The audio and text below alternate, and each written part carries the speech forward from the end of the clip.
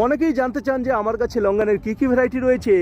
ভিয়েতনামের Saigon longan থেকে শুরু করে aroma durian white, pink longan, ping pong longan, then আপনার যেটা রয়েছে কোহলা লঙ্গান, যত ধরনের মোটামুটি ভ্যারাইটি আমার কাছে ভালো বলে মনে হয়েছে সবই কিন্তু আমি আমার বাগানে করে রেখেছি এবং এগুলো থেকে আমরা টেস্ট করছি, দেখছি কেমন কি হচ্ছে।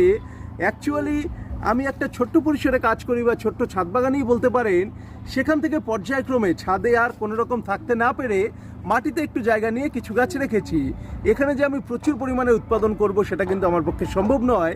সাইট্রাস নেই, আমাকে রীতিমতো অনেকটা বেশি সময় দিতে হয়, এরপর কাজের চাপে আর বেশি কিছু হয়ে ওঠে না। প্রচুর ভ্যারাইটি আমার সংগ্রহে থাকার পরও আমি কিন্তু সব কিছু নিয়ে কাজ করি না, বেশ সিলেক্টিভ জাত নিয়ে কাজ করি, যেগুলো 100% আমাদের ওয়েদারে ইজিলি যে কেউ করতে পারবেন।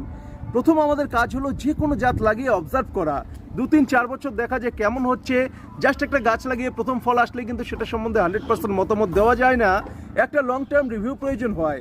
তারপর গিয়ে আমরা টাইম টু টাইম সেটা নিয়ে বুঝতে পারি যে সেটা কেমন হবে, তারপর আসে অন্যকে রেকমেন্ড করার প্রসঙ্গ বা অন্যান্য নতুন বাগানীদের কাছে সেটা পৌঁছে দেওয়ার প্রসঙ্গ।